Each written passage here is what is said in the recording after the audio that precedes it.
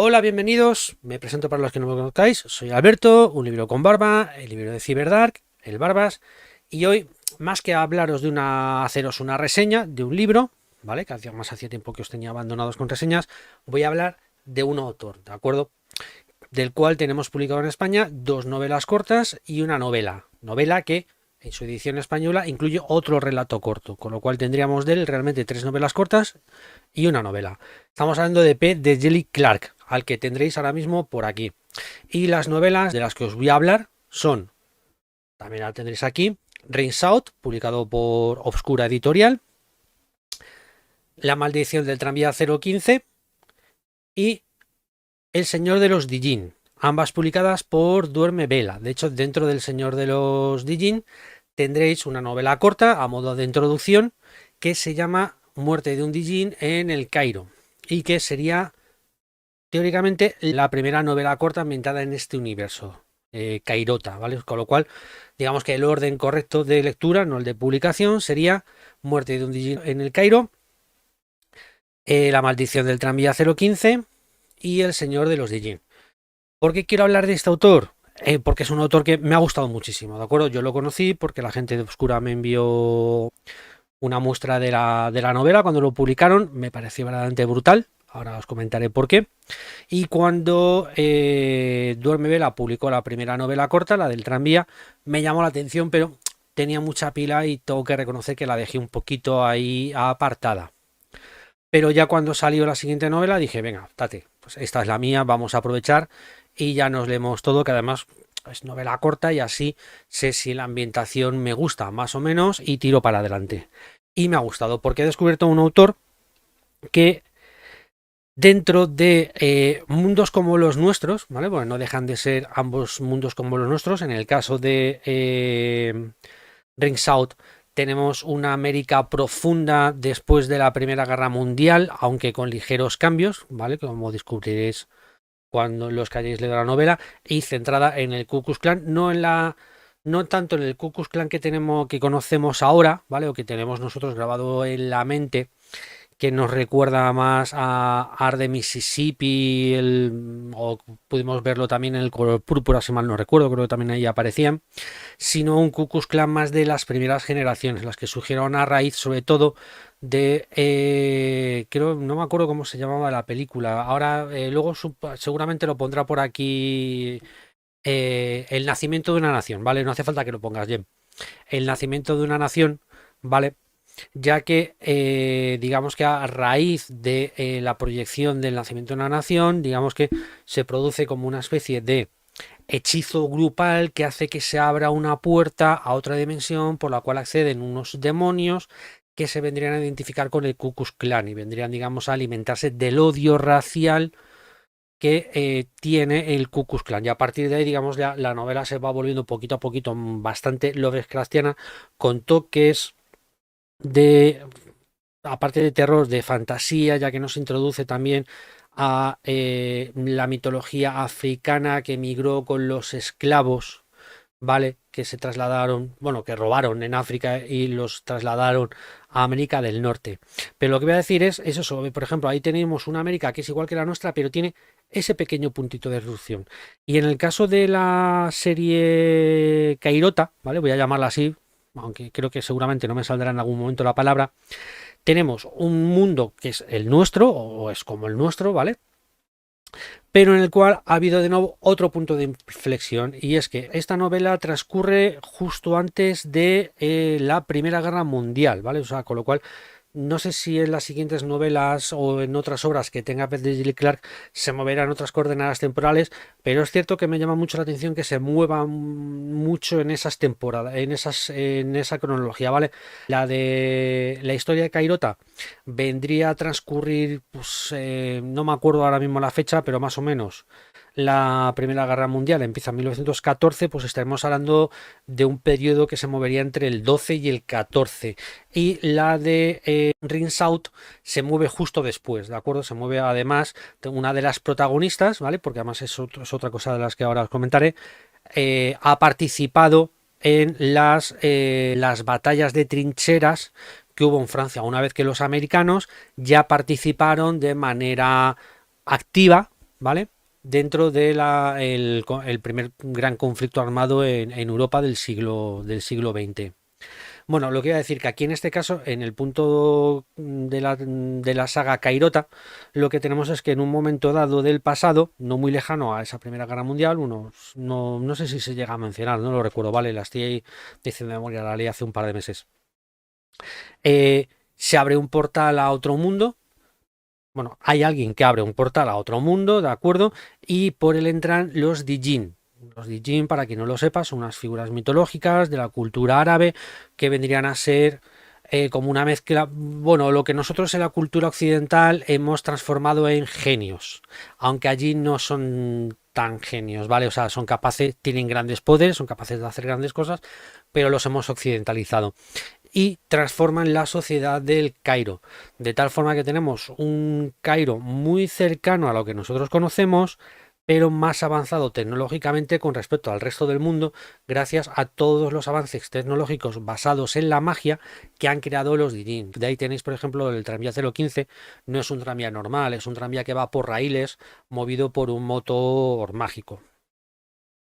Entonces, ya os comento, lo que más me ha gustado de este autor es la facilidad que tiene para crear un mundo fantástico partiendo de un mundo que nosotros conocemos, modificando un pequeño puntito, ¿vale? Que además siempre tiene que ver con hechizos. En el caso de Rinse Out, digamos que es lo que vendríamos a llamar magia de masas, de acuerdo, en el cual haciendo participar a un montón de gente en un acto hace que se libere una gran energía que es utilizada para lanzar o crear un hechizo. Eso ya creo que lo comentamos. Tenéis no sé si os dejaré por aquí arriba una tarjeta con la charla que tuve con David Aliaga y el editor de Hermenauta, donde estuvimos hablando de ese tipo de magias, ¿vale? Porque David publicó un libro en el que hablaba de este tipo de magias.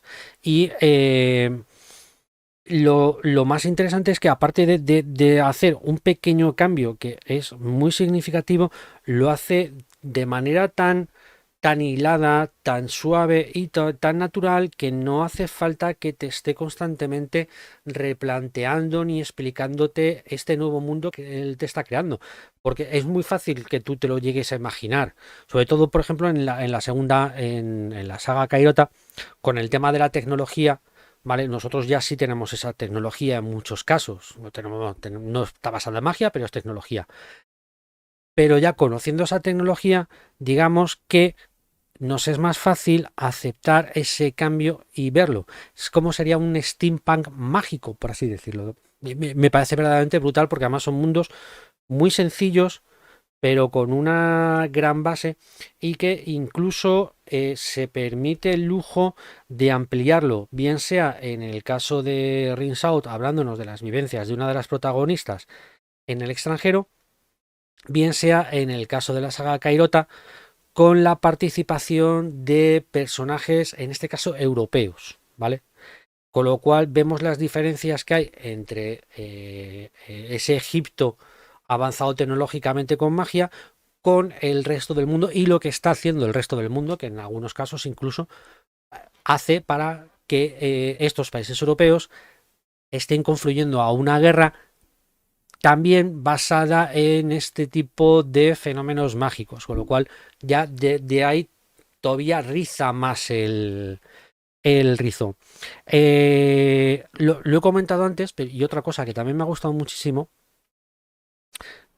hay un libro en el que no se cumple, que es en el del tranvía 015, ¿vale? Pero en el resto de relatos el protagonismo es femenino. Lo cual además en algunos autores puedes llegar a ser algo problemático, ya que no puedes llegar a terminar de ver que ha interpretado bien a los personajes femeninos. En el caso de Gilly Clark no vais a encontrar esos problemas, ¿vale? O sea, no es el típico hombre que escribe un personaje femenino como protagonista para unirse a determinada moda o que no le digan nada o ser más guay, no. Su historia lo pide, ¿vale? Su historia lo pide y él lo hace de maravilla. O sea, no, No, en ningún momento vas a encontrar nada que chirríe, ni te vas a encontrar por ahí, bueno, sí habrá los cuatro o típicos o cinco cabestros de, pues es que he puesto una mujer para ser, no, he puesto una mujer porque es lo que la historia pide. En el caso de Ring South son más mujeres, ¿vale? Que además cubren, digamos, todo lo que es un espectro de protagonismo. Y en el caso de la saga Kairota, menos en el tranvía del 015, ¿vale? Las protagonistas son mujeres. Los tres personajes protagonistas, por así decirlo, que hay en la novela, en El Señor de los Dijin, son mujeres y tienen su razón de ser las protagonistas. Ya que aquí entramos ya en el último arco de esta reseña, es el discurso social que también tienen estos libros. ¿De acuerdo? eh, que no es un discurso, quizás en Rizzo sí es más evidente, ya que es un libro que se centra en el tema del racismo, pero lo aborda desde un punto de vista, en algunos puntos, más metafísico, más ligándolo con el terror, pero sin dar una solución mágica, o sea, simplemente diciendo, no, a ver, el racismo está ahí, ¿vale? Es inherente a los humanos, pero nosotros lo aprovechamos para esto. O sea, no te creas que te vamos a liberar de ser malo. No. O sea, vosotros ya erais malos de por sí, lo único que pasa es que nosotros nos estamos aprovechando de ello para lo que queremos y lo que necesitamos, ¿eh? O sea, no me vengas ahora con, no, es que yo soy malo porque creo que esto ya lo comenté también y pasaba también, mira, en otra obra de Oscura que es Dientes Rojos, ¿de acuerdo? No te van a liberar, pero si esa unión que hace es estupenda. Y luego el cómo, digamos, une las vivencias de esas mujeres viviendo bajo un racismo bastante exacerbado, que aunque no nos lo creamos, pero la primera mitad del siglo XX fue peor. De hecho, además, en muchos casos eran estados demócratas, que aunque a nosotros ahora nos parezca que los racistas son los republicanos, en su momento los demócratas, telita, ¿eh? O sea, no olvidemos que Lincoln era republicano y que los estados que se sublevaron porque no querían la abolición de la esclavitud eran demócratas, ¿vale? Y en el caso de la saga Kairota, tenemos el papel de la mujer dentro de un mundo tremendamente machista, o al menos hasta ese momento, ya que es cierto que el mundo que encontramos, sí, ese mundo árabe ha avanzado bastante. Sobre todo incluso a lo que es ahora, ¿vale? Que tampoco es que haya avanzado mucho en los derechos de las mujeres, sobre todo además en Egipto. Se ha retrocedido bastante. Cuando yo estuve allí en Egipto, la verdad es que había una libertad dentro de lo que es un país árabe. Las mujeres tenían un amplio espectro de libertad, o sea, no tenían por qué ir tapadas ni nada, y de hecho era un país bastante tolerante a la hora del culto. No, ahora ya no, ¿vale? Quien haya ido hace poco, aunque tampoco es que esta es la cosa muy buena para ir, lo habrá visto. Entonces, tenemos ese arco de mujeres que necesitan reafirmarse en un mundo de hombres, ¿vale? Que aquí, de nuevo, ¿vale? Para quien venga pensando en otras cosas y venga, no, aquí los hombres no son, ni son idiotas ni son útiles, o sea, ni son inútiles, o son bastante útiles, de hecho también tienen su protagonismo. Simplemente tenemos a dos de las tres protagonistas que tienen que demostrar su valía en el cuerpo de policía formado íntegramente por hombres, ¿de acuerdo? Aunque luego ya sabemos que hay más mujeres, pero tienen que demostrar su valía constantemente porque son mujeres. Y de hecho durante el libro veremos, creo que es durante el libro corto, si mal no recuerdo, no me acuerdo. Durante lo que es el libro del Señor de los Dijin, veremos cómo se acepta el sufragio universal en el Cairo, con lo cual las mujeres ya pueden votar, cosa que, por ejemplo, aquí en Occidente no vimos hasta muchísimo después. De hecho, aquí en España no lo vimos hasta bien pasada la mitad del siglo XX o más, incluso. O sea, recordemos que hasta hace poco más de algo menos de 50 años, las mujeres aquí en España no podían tener una cuenta del banco si no estaba supervisada por su marido o por sus padres, o no podían viajar al extranjero si no era con permiso del marido o un familiar, ¿de acuerdo? Entonces, tenemos por un lado ese arco social Tenemos por otro lado también el arco de es un país que hacía poco relativamente se había liberado de todo el yugo colonial, tanto del Imperio Otomano como de los ingleses controlando el canal de Suez, y que se tiene que enfrentar o tiene que demostrar en algunos momentos su valía frente a estos extranjeros que, aunque sepan que en determinadas cosas son inferiores, ellos siguen tratándose como inferiores y siguen viendo a todo lo que no sea europeo, blanco, rubio, ario, con ojos azules, lo siguen viendo como algo atrasado y como niños a los que hay que llevar de la manita hacia la civilización. Y luego ya tenemos un último arco en esa novela que casi viene a englobar un poco todo, que es el tema de los Dijin, del libre albedrío que estos tienen, de cómo se han integrado en la sociedad, de los derechos que tienen y de cómo al final ellos, aunque sean seres diferentes, sean seres milenarios, vengan de otra dimensión, también se consideran habitantes de Egipto. ¿Vale? Y al final casi la novela, en el último crescendo de la novela, la escena final, que por cierto me flipó. No os voy a desvelar nada, pero tiene uno de esos finales de villano de serie B muy divertido, ¿vale? O sea, a ver, es su momento culmen, pero no pude evitar que me recordara un poco a serie B, lo cual me gustó muchísimo. Eh, en ese arco acaban reafirmándose como un integrante más de Egipto, ¿vale? Como un egipcio más. Da lo mismo que tenga cuernos, mida 2 metros, sea rojo, amarillo, azul, pueda cambiar de forma. ¿De acuerdo? E incluso se nos llega a explicar cómo ha habido diferentes hibridaciones entre ellos y los humanos y por qué no. A ver, no dejan de ser seres mágicos, pero no dejan de tener sus sentimientos e incluso se enamoran de humanos. Por cierto, ya hablando de que se enamoran de humanos, no saltéis la novela primera, ¿vale? Porque la primera novela, o sea, la novela corta, ¿de acuerdo? No me hagáis el bestia, que yo me sé de algunos que son capaces de hacerlo. No la saltéis porque acaba siendo importante en la historia siguiente, ¿de acuerdo? Aparece algo que en la siguiente novela, digamos que será un poco uno de los revulsivos de ese final apoteósico que aparece, que a su vez también, ¿por qué no decirlo? Vuelve de nuevo a entroncar también con esos elementos un poco Lovecraftianos que vemos dentro de Rinse Out, aunque Rinse Out, mientras que el Dijin se los lleva a un terreno un poco más, se los lleva a un terreno más clásico, en Rinse Out esos terrenos Lovecraftianos los tenemos más imbricados con la nueva carne de Clive Barker, ¿vale? Que vendréis por aquí una foto.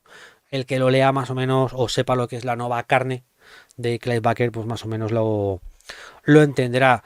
Y bueno, mientras que el primero, Rinse Out, es una aventura, los otros tres, ¿vale? Vamos a hablar de tres. La saga Cairota se mueve más en el terreno de la novela policíaca, con además bastantes similitudes u homenaje a las novelas, quizás no tanto de, bueno, sí, o Sherlock Holmes o de Agatha Christie. Además, la ambientación la tiene. O sea, no olvidemos que Agatha Christie, una de sus novelas, la ambientó en Egipto. Y además, supuestamente, los años que ya estuvo perdido, se dice que pudo haber estado en Egipto, con lo cual pues no deja de ser también un poco quizás un homenaje con una trama además muy divertida, que también sí es cierto que si ya has leído muchas cosas de novela policíaca y sobre todo de ese tipo, cuando te quieres dar cuenta, le pillas la trampita, ¿vale? Y enseguida sabes lo que un poco averiguas una parte, ¿vale? No averiguas el total, porque total, al final sí me llegó a sorprender, bueno, no me llegó a sorprender mucho, pero digamos que me dio una sorpresa muy grata y me gustó el desenlace. Pero sí es cierto que hay una parte tramposilla, como ocurre en este tipo de literatura, que si ya tienes algo de experiencia en ella, la vas a ver. Así que nada, pues creo que ya no tengo mucho más que contar, porque ya sabéis que no me gusta contar mucho de lo que son los libros en sí, para no spoilerarlos. Simplemente os lo recomiendo muchísimo, de Julie Clark, Rinse Out en Obscura Editorial. Y en Dormevela tenéis La maldición del tranvía 015 y El señor de los Dijin, que ya, como ya os he comentado, tiene la novela corta Muerte de un Dijin en el Cairo y El señor de los Dijin propiamente dicho, que es ya una novela larga. Os lo recomiendo muchísimo, ¿vale? Es un autor a descubrir, a mí me ha gustado muchísimo, me ha gustado mucho sus mundos, sus creaciones y quiero volver a leer más de él. No sé si en breve tendremos posibilidad de ver algo más o no, pero yo lo tengo ya apuntado en la agenda para que en cuanto salga algo en castellano será lo siguiente. Y nada, pues que poco más ya que deciros, que os lo compréis y que los leéis y que lo disfrutéis. Y nada, pues si os ha gustado esta reseña ya sabéis, darle a like, suscribíos, compartirlo y bueno, pues nos vemos en la próxima reseña y bueno, y recordaros que todos los jueves hacemos directos en YouTube comentando novedades, avances, charlando un poco y luego aparte en Facebook, que lo tendréis por aquí abajo puesto, tenemos un grupo donde iré colgando pues eso, los avances, reseñas, comentarios e incluso haciéndoos preguntas de qué queréis que hable o qué queréis que haga, ¿de acuerdo? Así que nada, pues muchísimas gracias y nos vemos a la próxima. Adiós.